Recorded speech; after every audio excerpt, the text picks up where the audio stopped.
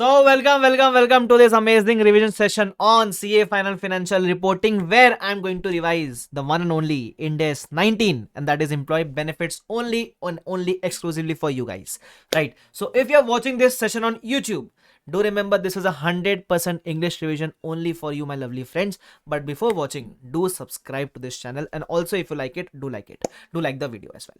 Okay, so now we are starting with the revision of employee benefits. Do remember three things. First, it is 100% English revision. Second, in this revision video, we are going to revise two things. One is the concept, and then we will also revise the questions as well. Oh my god, sir, both of them will be covered in a single video. Yes. So, right, if you have studied IND 19 before, this video is going to be very much helpful for you. Apart from this, I am going to upload this board notes on my Telegram channel, so you can download, you can join the Telegram channel and download this notes from there. Apart from that, if any of your friends you would like to recommend my lectures, so they are available on bbvirtuals.com, so that you can recommend it to them. Okay, so on that note, let's start the revision in 3, 2, 1 and go. First of all, name of the index is IND 19 employee benefits. Okay, so in employee benefits, first point is scope. Now in scope, if you refer, it is a very basic point. First of all, which kind of employee benefits are not covered. So if any kind of employee benefits is in the nature of share based payment, it has a separate index, not covered here. Apart from this, reporting by employee benefit plans. For example, when company contributes the amount of PF in the government PF fund, the accounting done by the PF fund is not covered here. The accounting done by the company is covered here. Okay, so this is the scope. Next point is employee benefits. What is the meaning of employee benefits? Now employee benefits can be of four types. One is short-term employee benefits, next is post-employment benefits, then it is other long-term benefits, and then it is termination benefits. Each of them we will revise it separately. First, we will talk about short-term employee benefits. So if you see my notes, what is the meaning of short-term employee benefits? Any employee benefits which is expected to be settled before 12 months from the end of reporting period. So let's say the employee gives the service today, and if the company is going to make the payment within 12 months from the date of employee giving the service, so that is going to be a short-term employee benefit plan. Okay, now generally what all things are covered under short-term employee benefits. So I have made a good summary in the notes, so you should refer the notes rather than a textbook. So what was there? First, it was salary wages, then it was bonus sharing plan, and it was leave compensation. We will revise each of them one by one. First is salary wages.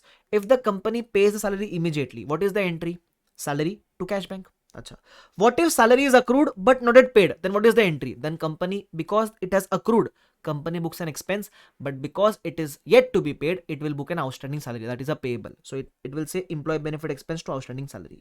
Next, when it is later on paid, you will reverse the payable and credit the cash bank. Achha. What if the salary is paid in advance? In that case, you will book a prepaid expense. So you will say prepaid expense account debit to cash bank. Because it has not accrued, you will book a asset and you will credit cash bank. Once it accrues, reverse the asset and book the expense. Simple.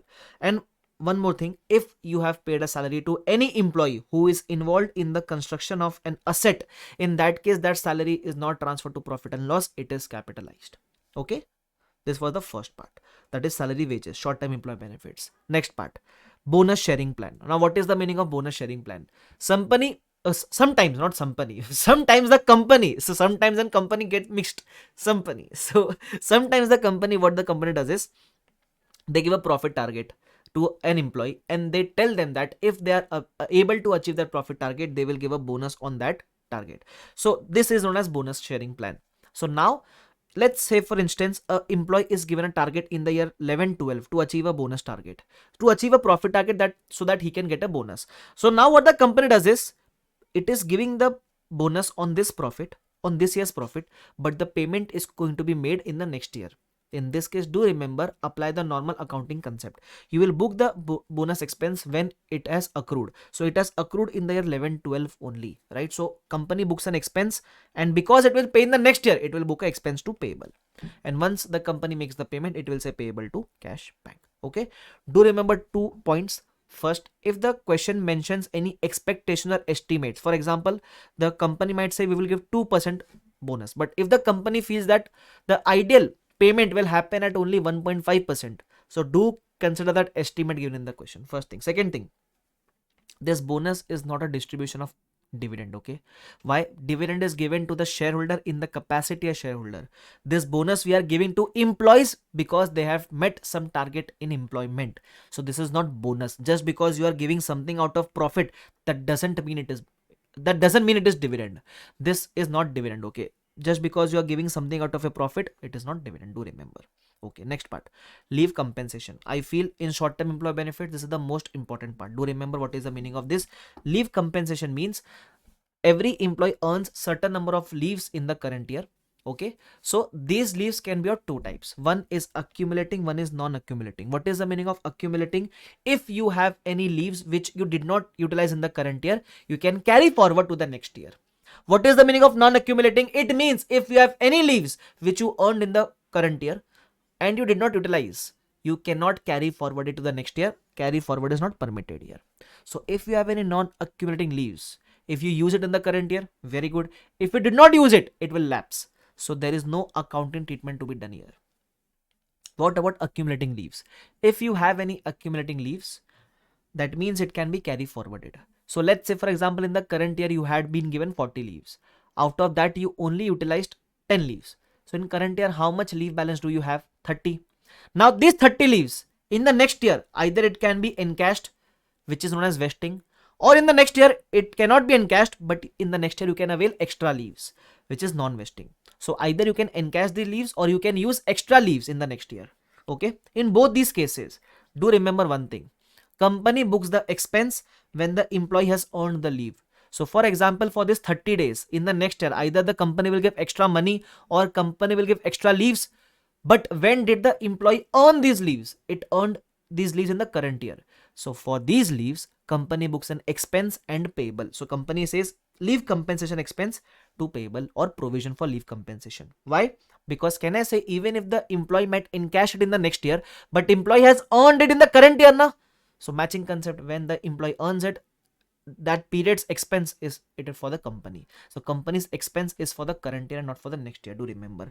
Now I had given example also. If it is a vesting case, so I took one example where let's say employee earned 30 days in the current year. Now in the next year if it encashes it, so in the current year how will you pass the entry? He will get the full salary for the current year, and in addition company will book a leave compensation expense to payable.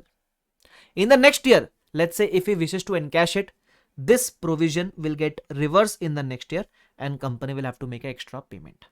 First, if it is vesting means encashable. So in encashable, employee gets extra money over and above his normal salary. Acha. What if it is a non-vesting? That means in next year he cannot encash it, he can take extra leaves. So do remember, in the current year company books the salary and the leave expense and payable. In the next year, whatever payment the employee gets, he is getting this full payment because he might have some extra leaves. So first reverse the provision and then book the salary. So the difference between vesting and non-vesting is, in vesting employee gets extra money. In non-vesting the employee does not get extra money. He gets only salary. The difference is even if he avails extra leaves, his salary won't be deducted. So that is why first reverse the provision and then book the salary expense. Of course, the logic we already discussed in the class. I'm just focusing on revision here. Okay. So this was leave compensation. Then you can do illustration number 2 and 3 of our notes, which is not LDR, but a very simple question which you can do. Okay. So just practice that question at home. Okay. Then we come towards post employment benefits. Now what is the meaning of acha? If you can see, we have discussed short term employee benefits. Then in our notes we come to post employment benefits. Now what is the meaning of post employment benefits? These are nothing but retirement benefits. That means any benefits which the company will pay to the employee on their retirement. That is known as post employment benefits. Now these can be of two types. One is defined contribution plan, okay, and one is defined benefit plan. Now what is the meaning of both these plans? I have explained here. Defined contribution plan means, let's say for example, best example is PF, provident fund, where what happens here is company deposits some money every year in this fund, and when the employee retires, this fund will pay off the employee. Now why is this named defined contribution plan? Because the company's obligation is over when it deposits the fund in PF fund. When it deposits the money in PF fund, company's obligation is over. Why obligation is over? Because when the employee retires, employee will not reach out to the company for the payment. Employee will reach out to the PF fund for the payment, right? So here company makes a specific contribution to the fund and company's obligation is over after making that contribution. Okay, so how to account for this defined contribution plan? Acha, one more thing. In defined contribution plan, the actuarial risk and investment risk will fall on the employee. What is the meaning of this risk? The risk that if, let's say for example, this fund goes bankrupt, who will have to bear the loss? Employee will have to bear the loss. Why? If this fund goes bankrupt and if this fund is not able to give the money to employee cannot reach out to the company again for the money. Company will say, we had deposited the money in fund, now you will have to ask from the fund only. If this fund is bankrupt, your money is gone. So the risk falls on the employee. That is known as actuarial risk and investment risk. The meaning of both these risks separately has been given in the notes here. Okay, do remember. Now, how to account for this? So I have taken one example, basic example, PF. Let's say every year a company contributes 80,000 in PF. Okay, so if it has accrued in the current year, when the payment accrues, company will pass the entry expense to cash bank, provided it has been paid. What if it has not been paid? So company will say, just see when the payment is due. Let's say the expense accrued today, but the payment is due after 15 days. So what will you do? In the current year, you will book the expense to payable. And when you pay it, you will say payable reverse to cash bank. Normal logic. But the main part comes here. When it accrues in the current year, but it is payable after 12 months. It is due after 12 months. Then what to do? In case of PF in real life, it is not applicable, but taken a hypothetical situation here. So let's say if any payment accrues today, but it is paid after 1 year. So if accrued on 31st March 12, but paid on 1st April 13, after 1 year. Now what to do? So in that case, the logic of present value will come into picture. So you will book the expense at present value in that case. So you will say PF expense to PF payable. You will book it at present value. And then what to do?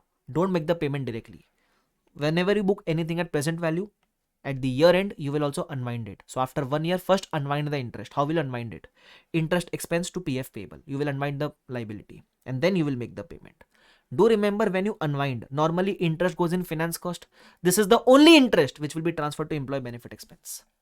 Okay, so do remember this concept as well. Okay, so this was defined contribution plan. The obligation is over as soon as the contribution is done. Then we come on towards the defined benefit plan. From exam point of view, this is the most important part. Okay, defined benefit plan. Now what is the meaning of this? Let's take one example. Let's say company has to give gratuity benefit. Have you heard about gratuity? Yes sir. So here what the company will do, company will keep on saving some fund in a own fund. Company will create a own fund, not like a government fund PF, but company will keep on saving the money in some fund. And when the employee retires, it is not the fund's responsibility to give the money to employee. It will be company's responsibility to provide the benefit to the employee. That means employee will reach out to the company on retirement for the gratuity money. Unlike here, where the employee was reaching out to the PF fund for the money. So here, the liability of providing the benefit to the employee falls on the company. That means if this fund goes bankrupt, employee can hold the company liable and can ask for the money. That is why defined benefit plan. Here, the liability to provide the benefit lies on the company. Okay, so here we can say the actuarial risk and investment risk is on the company. Why it is on the company? Because if the fund goes bankrupt, employee can reach out to the company. It is the company's responsibility to make the payment to the employee on retirement year. Okay, do remember that. Okay, now how to account for this? So for this, in case you remember, we had so many terms. The accounting under defined benefit plan is done under a method known as projected unit credit method, PUCM. So we have so many methods. We have so many terms, sorry. So how to remember these terms? So for this, we had taken an example. I will also revise that example again so that you are familiar with the terms. Okay, come very quickly. We will revise. First, what was the example? So let's say there is a company XYZ Limited who hired Mr. Aakash for salary of 10 lakhs per annum. This employee is entitled to a gratuity at 1% of final drawn salary into number of years of service. Okay. Now, final drawn salary means the year he retires, that time what will be salary, based on that he will get the gratuity amount. Okay. So here you will have to assume the increment of employee, which is assumed to be 10%. And we also need the completed years of service. That means for how many years he will work for the company, you have to assume it. So we assume it to be 5 years. Discounted 10% is given. What to do with this, we will study later on. So first you have to find the gratuity amount. How will I find it? 1% into, I want the final drawn salary. His today's salary is 10 lakhs. I don't want this. I want his salary after 5 years, because we are assuming that he will work for 5 years. How do I do it? So I have to add the increment of 10%. But how many years I will add the increment. So normally we say if we will work for 5 years, add the increment for 5 years, but no, you will add the increment only and only for four increments you will add. Why? If you work for 5 years, in 5 years you will get only 4 increments. How come, sir? Assume your articleship, you work for 3 years, but you only get 2 increments. Why? If your stipend is 3,000, 4,000, 5,000, how many increment did you get? From 3 to 4, 1 increment, from 4 to 5, second increment. So when you're working for 3 years, you get an increment of 2. That means when you're working for 5 years, you will get 4 increments. As simple as that. So we will do 1% into the salary after 4 increments into number of years of service. So you will get 73205. This is the payment which the employee will make after 5 years. But can I say this payment will accrue to the employee over the period of 5 years? Because employee will earn this when he works for the company for 5 years. Okay. So this means this expense will be paid after 5 years. But it has to be booked over the period of 5 years. Little every year. How much will I book every year? So divide by 5. So this is the expense each year. Okay. So let's say expense accrues on the year end. So this 14,641 will first expense will accrue on the first year end. Okay. So we will have to book this. But the issue is this payment is going to be made after 5 years, after the 5th year end. So we will have to book this at present value only. Remember I taught you in PF, when you are making the payment after 12 months, book at present value. Here you are making the payment after a certain number of years, book at present value. But after how many years I am making the payment? If you count from year 1 end till year 5 end, it is not 5 years, it is 4 years. Because you are counting from year 1 end till year 5 end. So this amount is payable after 4 years. So discount it, you will get a present value 10,000. Now what is the normal entry for expense? Because it is expense, company says expense. But because it is not being paid today, we will say payable. So we will say expense to payable, gratuity expense to gratuity payable. But now let's rename the terms. Instead of expense, I will say current service cost. Instead of payable, I will say defined benefit obligation. So the entry becomes current service cost to defined benefit obligation. I just renamed the terms, but the logic you got, it is expense to payable. 10,000 on year 1 end. Done. Then after 1 year, first unwind this amount. We know now we have to do unwinding because it was booked at present value. So unwind it. 10,000 into 10% unwinding. So you will say interest cost to DBO because of liability is increasing. So to DBO, and unwinding is known as interest.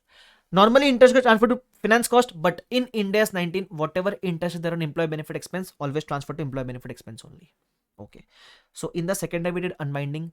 Then in the second year you have to do one more thing, book the expense also. Why? Because this 14,641 we have to book every year. So second year expense also we have to book now.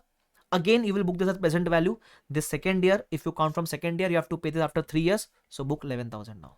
Okay. So in second year, we are doing two things. First, unwinding of the first year amount and then booking the second year expense. Do remember, first do unwinding and then book the expense. Why? Because if you book the expense first, you might make the mistake of unwinding on both the expenditure. Ideally, the expense booked on second year. The unwinding of this expense will start in third year. Do remember. So just remember, in second year, first unwind the first year's amount and then book the expense. So similarly, we will do for third year, fourth year and fifth year also. So prepare two tables now. Why? Because the unwinding will also be tricky in the third year. So for unwinding also, I prepare a table now. Why? So I see in year 1, this was the expense booked. In year 2, opening was this much, unwinding was this much, expense booked was this much. In year 3, how much will I unwind?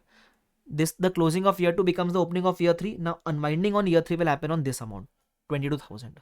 So prepare a table. So two tables are prepared here. One to calculate the unwinding amount, and second this table, that expense which accrues today is payable after certain number of years, so book at present value. Okay, so I had solved this full example. You can just refer it. Of course, I have solved these examples assuming that the estimates hold true. Whatever estimates are given of 10% increment, number of years of service hold true. So we have solved the expense. In this example, we learned 3 terms. One is current service cost, second is defined benefit obligation, third is interest cost. What is current service cost? The expenditure of current year is current service cost. It goes in employee benefit expense, profit and loss. Second, what is defined benefit obligation? The payable amount for current year which is going to be paid in future. So that payable we create, that payable is defined benefit obligation shown on the balance sheet liability side. Third item is interest cost. It is nothing but what unwinding you do, that is interest cost. Okay, that interest goes again in employee benefit expense, profit and loss account. Okay, now I guess we all will agree that in this question there were so many assumptions. What if in after 1 or 2 years maybe there are changes in assumptions? Then what to do? Then whenever there are changes in your assumption or estimates, your two impacts can be there. either your DBO can increase or your DBO can decrease. Don't worry, because of change in estimates, you are not expected to calculate the amount. Amount will be given. You need to pass the entry. What entry will I pass? So if there are changes in estimates, just see whether DBO is increasing or DBO is decreasing. If DBO increases, that means liability is increasing. So credit the liability to increase it. Now, what will I debit? We will debit actuarial loss on DBO. Why loss? If liability increases, then loss for you now. Okay. Then if DBO decreases, debit the DBO, and if liability is decreasing, it is a gain for you. So credit to actual gain on DBO. Where will this actual gain loss be transferred? It will be transferred to OCI NR. Why OCI? Because estimates can change very frequently. So we are not impacting the profit and loss. We will like to transfer it to OCI. Now, in this question, if there are changes in estimates, we will adjust with the actual gain loss. What if there is a plan amendment? What is the meaning of amendment? Can I say this 1% was a certain figure, that whatever is the salary, we will give 1%. What if I change this? Whenever this 1% changes, which is a certain amount, whenever you change this is a plan amendment. Okay. So amendment can be increasing the 1% to 3% or reducing the 1% to 0.5%.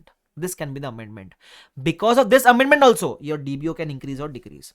If DBO increases, then now you will call it a past service cost. So DBO increase the liability, debit the past service cost. Past service cost will be transferred to employee benefit expense, profit and loss. If DBO decreases, debit the DBO, credit the past service cost. Again, past service cost will be transferred to employee benefit expense, profit and loss. But because you are crediting an past service cost in employee benefit expense, it will be shown as a negative. Why? Because you are showing on expense side. You are showing an income on the expense side. So show it like a negative figure. Okay, do remember. Now, why past service cost? When you amend the plan, it is very rare. That is why we are impacting our P&L. Do remember. Here we are not using the word actual gain loss. Instead we are using the word past service cost. Why? Because it is an amendment. So how to differentiate an exam? Do remember, if there are changes in estimates, then it is actual gain loss. If there is a plan amendment, then it is a past service cost. Okay. Plan amendment is rare. Therefore you can impact profit and loss. This estimate change are very frequent. So impact OCI NR. So 5 terms done. Current service cost, DBO, interest cost, actual gain loss, and then past service cost. Now we have to make such a huge payment of gratuity after 5 years.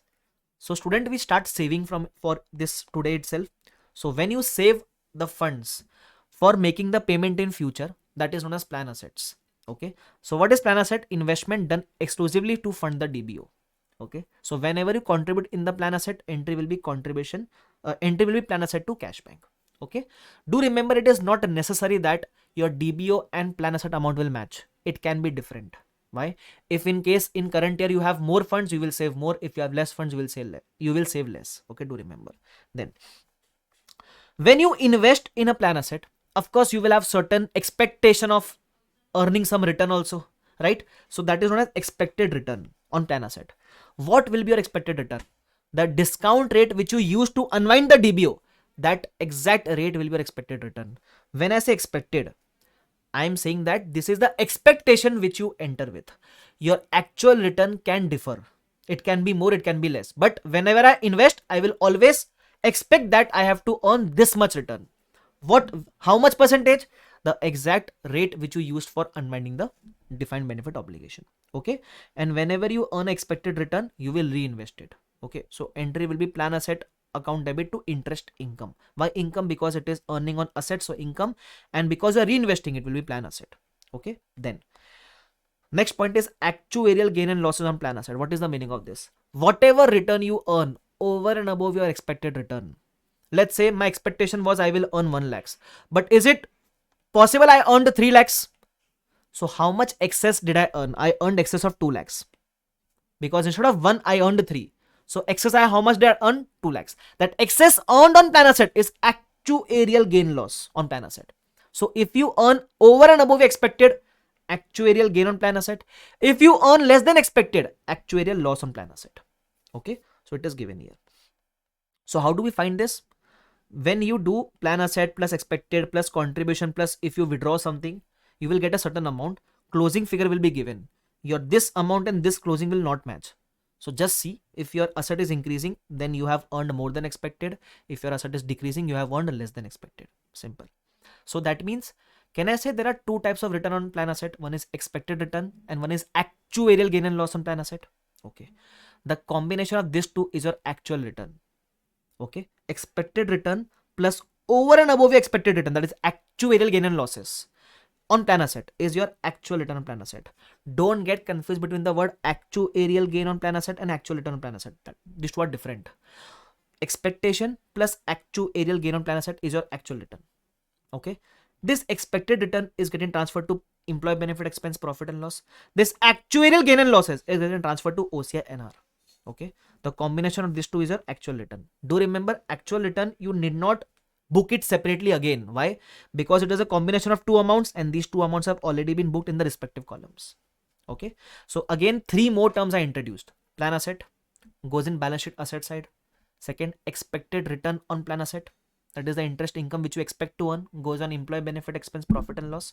Third is actuarial gain and loss on plan asset, the income which you earn over and above your plan asset, over and above your expected return on plan asset, that is actuarial gain and losses. This will go in OCI NR. Okay. And the combination of expected return and actual gain and loss is your actual return. Okay. The next point, curtailment and settlement. What is the meaning of this?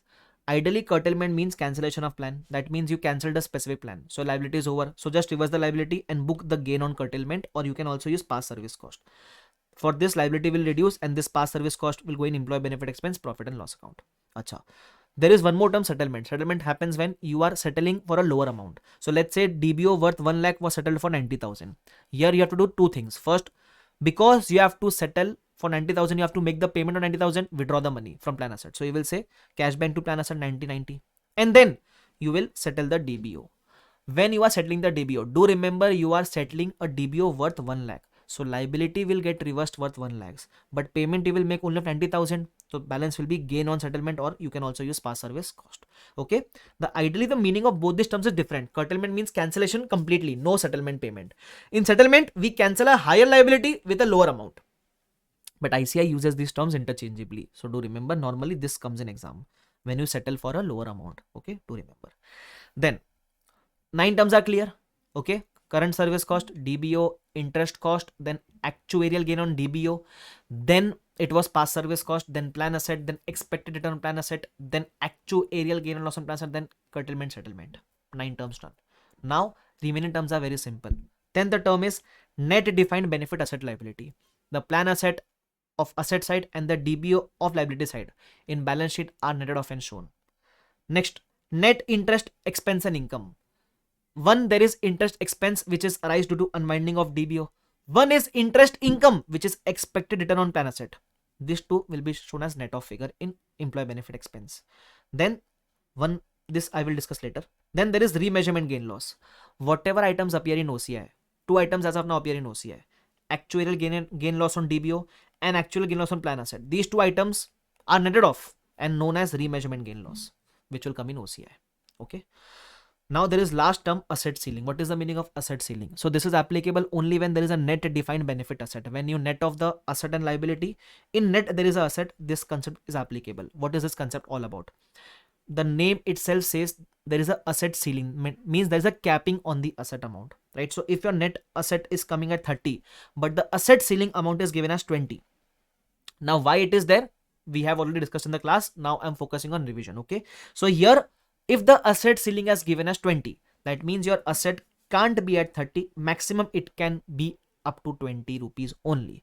So the excess 10 asset, you will have to reverse it. Just remember, ceiling means this is the maximum asset which you can show. So even if your net asset is coming to 30, doesn't matter. You will have to restrict it to 20 rupees.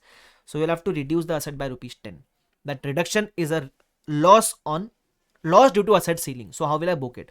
This reduction will also gain OCI. So I will say OCI NR 2, plan asset or net defined benefit asset. I will credit the asset because I have to reduce it. 10 rupees, 10 rupees. Do remember that. Okay, this will also gain OCI NR. So in OCI NR now there are 3 things. One is actual gain loss on DBO, one is actual gain loss on plan asset, and one is decrease in asset due to asset ceiling. Okay. Acha, do remember this asset ceiling is only applicable when there is a net defined benefit asset. In case if there is a net defined benefit liability, it is not applicable. Second, if the net defined benefit asset is 15 and the asset ceiling is 20, no problem, because your net asset is already within the limits of asset ceiling. Don't increase, don't increase it. we will keep at 15 only. The issue is when this is higher than asset ceiling, then we have to reduce it. Okay, chalo. So this was your retirement benefits, and in that we discussed about defined benefit plan. Okay, so if you want, you can see it here.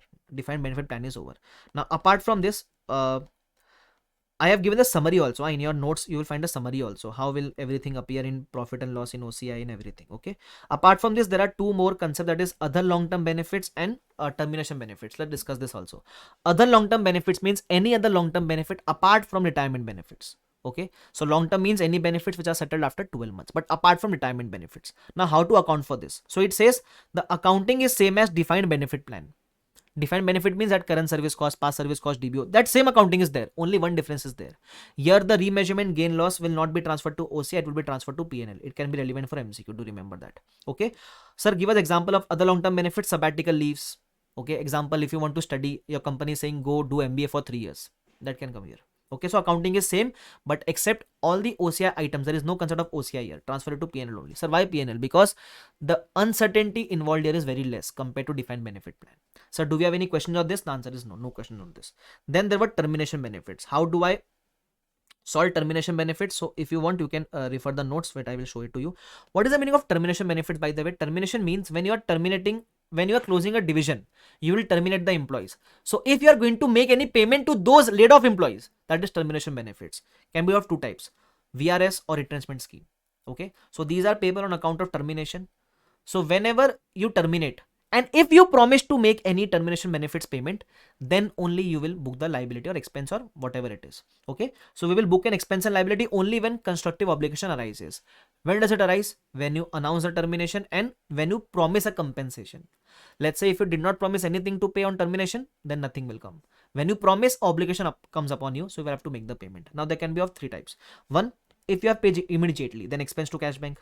Second, if you have promised it today, but you are going to make a payment within 12 months, maybe in the next year, so book the expense today, and whenever you pay, reverse the payable and say to cash bank. But third case can also be there. When you promise it today, but you are going to make the payment after 12 months, in this case, book at present value. So expense to payable at present value, then do the unwinding and then make the payment. Simple, logical. Now it is becoming very logical, right? On this note, we have completed all the conceptual part of IND AS 19, right? Now we will move up towards certain questions. See, if I tell you now in IND AS 19, of course you should go through all the questions. I will take up the more important ones in this part, but do remember, if you want to have a focus area, two focus areas are there. One is the questions based on leave compensation, and the remaining based on defined benefit plan. These two I feel are the more areas to be focused on. Okay, now let's start doing the questions. So question number 2 and question number 3, you can just give it a read. It is very simple. Then let's come towards question number 5 also. Just give a read. I'll tell you. Normally what is given here, we have 100 employees, okay, who have 2 days of unused leaves. Okay, so normally we create an expense and liability in the current year, but they can be of two types, vested or non-vested. Do remember, when it is written vested, you will create the expense and liability on the full leaves, that is 100 employees into 2 days. But when it is non-vested, also consider company's expectation. Your company expects that only 20% employees will avail 1 day. So you will consider the expectation in case of non-vested. So in non-vested, if it was non-vested, you will say 100 employees into 20% into 1 day only. Do remember. So if it is vested, because vested means encashable, so in encashable you will not consider expectation. Why? If employee has a leave, he will encash it for sure. But in non-vested, you will consider company's expectation. Do remember. Then there is illustration number 6, a very good question. Please, you have to solve this, but we will discuss it together. What is there? There is a staff attrition rate. There are 350 employees. Then staff attrition is given at how much? 6%. That means every year 6% employees will leave. But here there is an assumption that when certain employees leave, they will be replaced by new employees. Okay. Then 10 days is given on paid vacation. Okay. Every employee has 3 days unused. Okay. In the current year. In the previous year. Average salary per day was 15,000 in the previous year. Okay. During 11-12 next year, employees took 9 days vacation. Salary increase was 10%. Recognize the expense and liability. So, see here how to solve this question. Wait, illustration number 6 here. See, so we have 350 employees. Okay, So these for old employees, how many old employees will be there in the next year? Only 94% because 6% will leave. So these old employees will have a 3 days opening balance. In current year, they will earn further 10 leaves. In totality, they are 13 days now, but they avail 9 days. How much balance is left? 4 leaves per employee is left. Now, multiply it by number of employees. So these are the total leaves. Okay. Then for 6% who left, we have assumed that they have been replaced by new employees. So new employees 6%. Now because these are new employees in the current year, they will not have any opening balance of leave. So it will be nil. They earned in the current year 10 days, they avail 9 days. One leave will be there. So total leaves here are 21 employees. 21, how did you get 21? 315 to 6%. 21 into 1, 21 leaves you get. Okay. So total leaves, how much you have? 1316 plus 21. Total leaves you have 1337. Multiply this by salary per day. Now salary of previous year was 15,000 per day, but 10% increment is there. Of course, we are assuming that even the new employees get the incremented value. Okay, salary per day is 16,500. So company books a total expense and provision of this amount. Okay. Why expense and provision? Because the employees have this much leave balance in the current year, book the expense and provision in the current year. Simple. Also, provision was given of previous year. We have reversed it and paid it off. Okay. Provision to cash bank. I have given the logic why it has been paid off. Okay. Do remember that. So this was illustration number 6 which we did. It is a very good question. Please solve and go. Okay. Apart from that, this small question, just give it a read. Okay, don't leave anything, just give it a read everything, but of course I will focus more on the question which are important here. Now illustration number 24, what is given here? It is said that RK is an old company. Company started with a very small capital. Okay, we have the following balances of the funds. We have opening balance given, DBO 1400 and plan asset 1140. Okay, so opening balance is given. So how to solve these type of questions I will tell you. So there is a very basic formatting which is involved here. Prepare 3 columns. One is DBO, one is plan asset, and one is net column. Okay, so likewise I prepared here. One is the DBO column, plan asset column, net column. Okay, so opening DBO was given, PA was given, and net I wrote. Net, I guess liability is higher, so net it will be shown as liability. Then first of all, on the opening balance, always accrue the interest. On DBO, unwinding will be done. On PA, you will earn expected return. We did that. Okay, then current service cost was given. What was the entry for current service cost? It is current service cost to DBO. So only DBO will be impacted. So add in DBO. Then you made a contribution of 111 lakhs. So what will you do? You will add the contribution on plan asset. Okay. Then, but you have been given the closing. Of course, your this and closing is not matching. There is some difference coming. Why is that difference? In DBO, the difference will be because of actual gain loss, and in plan asset, it will again be because of actual gain loss. Now, whether gain on loss, see, if liability is increasing, it is a loss. If asset is decreasing, it is a loss. If asset increases, it is a gain. So just apply your basic logic. Now, what was asked? They have asked the extract of balance sheet. So what will be shown in the balance sheet? The closing balance at net figure will be shown in the balance sheet. Preparing the net column is also important. Now do practice it. Okay. So closing balance will come in the balance sheet. I will show at 305. Then P&L extracts were also asked. In P&L, interest will come at net. So net, this is the interest. In P&L, current service cost will also come. These two items will come. So I wrote these two items. Then this actual loss, on both I have loss only. So these two will come in OCI. So I showed it at OCI. Simple. One more thing was asked, entries were asked. So to make you explain this, I passed the entries individually, but I see I have passed a combined entry. How did I pass the combined entry? Just look at the extract. Book the total P&L expense together. Book the total OCI loss together. Okay. Then liability increased from 260 to 305. Okay. So book the increase in liability, and then contribution you made of 111. So book the contribution. That is how it is done by ICA, but I have, for understanding purpose, given the individual entries also. You can refer it. Board notes, again I'm telling, I will upload on my Telegram. You can join it. Okay. Then this was question number 24. Then we do illustration number 29. Again, a very good question. It has 3 concepts covered here. First concept is certain employees were there who had certain leaves. What to do? So for the leaves they earned in the current year which are unutilized, company will book expense and provision. So 200 employees have this much leave balance, 800 employees have this much leave balance. Whatever is the leaves, calculate it and tell that current year company will book expense and provision on these leaves. But the issue is per day salary is not given here, so you can just calculate the leaves. So I have calculated the leaves in the solution. Then it is said that employee has also promised a bonus of 4% at profit. But the issue is company expects to pay only 3.5%. Expectation will be considered. So 2000 into 3.5%. Company will book the expense. If it has been paid, then to cash bank. If not yet paid, then expense to payable. Acha, here. Then third part is define contribution. Remember contribution plan. So here the expense has accrued at 100 CR, but company has made a payment of only 20 CR. So what will be the entry? Your expense will be 100 CR, but you have paid only 20 CR, so balance will be payable 80 CR. This is payable under which plan? Under defined contribution plan. So defined contribution plan is very simple. Expense will be given, book the expense, payment will be done, balance is payable. Simple. This was illustration number 29. Then the next important question, and the most important question, is illustration number 32. This question will cover all your bases. So just see very quickly what is there. So DBO is given and plan asset is given, opening balance is given. So what do? I write the opening balances first. I will show the solution to you as well. Wait. Here it is. So what I will do, I will write the opening balances first. Net column, just practice it again. Okay, net liability is higher. Very good.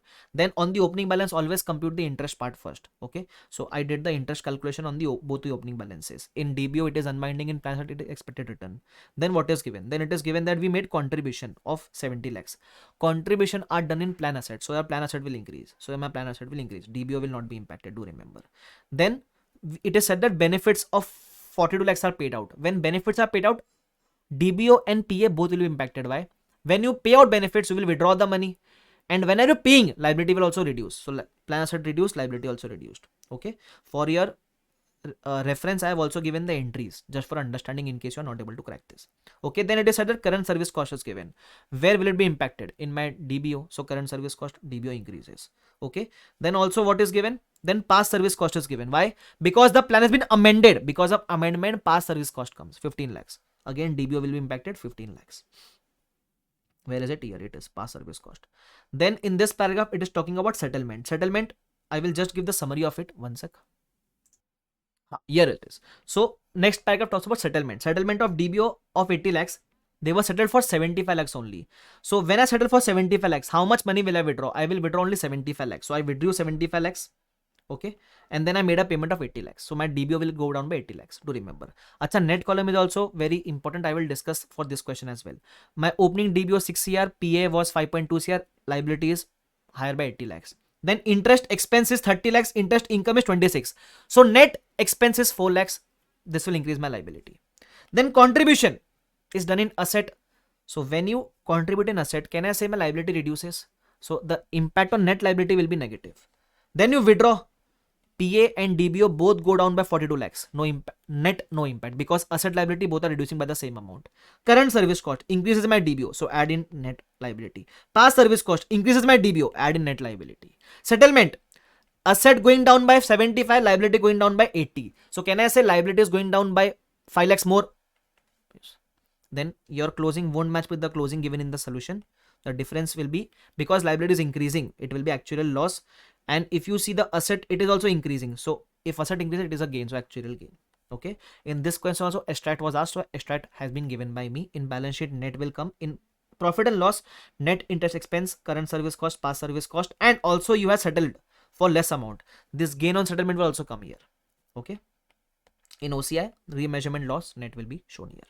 Okay, so this was a very good question. Presentation has been given by me, just refer it. 33 is same like 32, just refer it, it is very similar. Then we come to question number 2 of MTP RTP past paper. What is this question all about? This question has only one important calculation, I will tell you which is it. So it says we have a opening balance of plan asset of 10 lakhs.